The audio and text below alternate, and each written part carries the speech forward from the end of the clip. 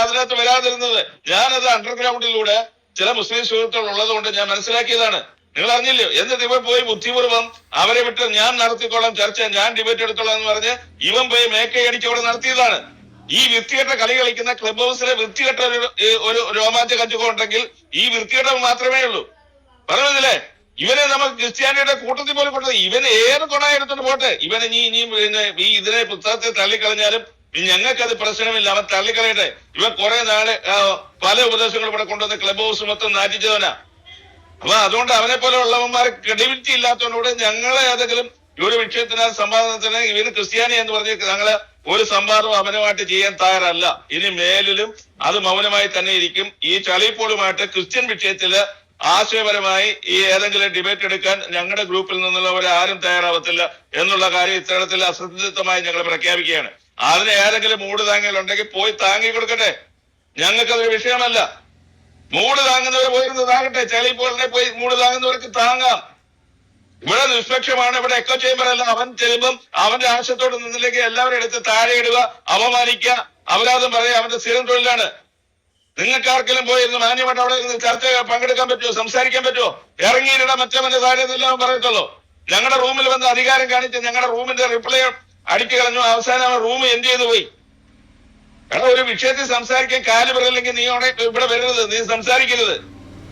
നീ ഇവിടെ മയിലാട്ടം നടത്തി ഇവിടെ ഷിബു പീഡിക്കലിനെ തോപ്പിക്കാൻ വേണ്ടി നീ പല അടവുകളും നോക്കി അവസാനം നീ പരാജയപ്പെട്ടു പോയി. എന്നിട്ട് ഞാൻ ജയിച്ചെന്ന് പറഞ്ഞ് 8 മമ്മൂഞ്ഞിന് കണക്കുള്ള സ്വഭാവം കാണിച്ചുകൊണ്ട് നടക്കുന്ന സ്വഭാവമാണ് ഈ ചളിപ്പോളിനുള്ളത്. ഇവനെ ഉടുതുണിയിൽ വിശ്വസിക്കാൻ കൊള്ളത്തില്ല. അവന്റെ ഡിബേറ്റുകൾ വരുമ്പോ നമ്മളെ ഫുൾ ഫംഗ്ഷനെ ഓടിക്കൊണ്ടിരുന്ന റൂം പോലും സഡൻ ബ്രേക്ക് ഇട്ട് നിർത്തിയിട്ട് അവന്റെ ഡിബേറ്റ് നടക്കുന്നു. നമുക്ക് അങ്ങോട്ട് പോകാമെന്ന് എത്രയോ റൂമുകൾ ഞങ്ങൾ എൻഡ് ചെയ്തിട്ട് അവന്റെ ഇതിന് പോയി. അപ്പൊ അവൻ കാണിക്കുന്ന ഇത്തരത്തിലുള്ള വൃത്തികേട് ഞങ്ങളുടെ റൂമിൽ വന്ന് കഴിഞ്ഞ ദിവസങ്ങളിൽ അവൻ ബയോജനിസിസ് എന്താണ് അബയോജനിസിസ് എന്താണെന്ന് പറയാൻ അറിയാതെ അതുപോലെ തന്നെ കഴിഞ്ഞ ദിവസങ്ങളിലിട്ട് സബ്ജക്റ്റുകളിൽ ആധികാരികമായി സംസാരിക്കാൻ അറിയാൻ വയ്യാതെ വേണം അവൻ കുഴഞ്ഞിട്ട് ചക്രശ്വാസം വലിച്ചുകൊണ്ട് കിടക്കുകയാണ് ഈ അജിപ്പോള്. എടാ, നിനക്ക് ഇവിടെ ഈ വിഷയങ്ങൾ സംസാരിക്കാൻ ഓപ്പൺ ഫോറമാണല്ലോ. നമുക്കിവിടെ എല്ലാവർക്കും സംസാരിക്കണം. നിനക്ക് മറ്റും ആംബിയർ ഉണ്ടെങ്കിൽ വന്ന് സംസാരിച്ചേ. എന്താണ് അബയോജനിസിസും ബയോജനിസിസും എന്നും ഇവിടെ പിള്ളേരായ പഠിച്ച പിള്ളേരുണ്ട്. നിങ്ങൾക്ക് സംവാദം നടത്താൻ ഇവിടെ ഞങ്ങൾ വെല്ലുവിളിക്കുന്നു. നിനക്ക് വരാൻ പറ്റുമോ അബയോജനിസിസ് എന്താണെന്നും ബയോജനിസിസ് എന്താണെന്നും? ചുമ്മാ വന്നിരുത്. അവന്റെ കുറെ എന്താ പറയുന്നത്, അവന്റെ ഈ പിപ്പിലാദച്ചൻ നിന്നെ തള്ളി പറഞ്ഞില്ലേ? രാജേഷ് കാട്ടോക്കട പാസ്റ്റർ തള്ളിക്കളഞ്ഞില്ലേ? വാര നിന്നെ തള്ളിക്കളഞ്ഞില്ലേ? ക്ലബ് ഹൗസിലെ ക്രിസ്ത്യാനികളായ സോളാ സ്ക്രിപ്റ്ററെ വിശ്വസിക്കുന്നവരെല്ലാം തള്ളിക്കളഞ്ഞതിന്റെ നീ എവിടുത്തെ ക്രിസ്ത്യാനിയാടി? ഞാൻ നിന്നെ തള്ളിക്കളയുന്നു.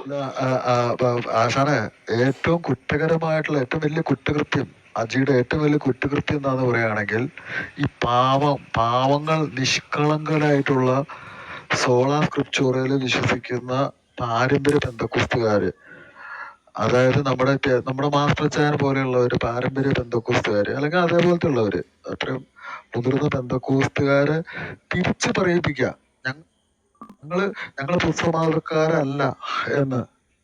ഇന്നലെ ഞാൻ ഈ മാസ്റ്റർ ചാൻ മാത്രല്ല, ഇന്നലെ വേറെ നിക്ക് പാസ്റ്റർ, അവര് ഇപ്പൊ MKയോടാണ് തർക്കിക്കുന്നത്.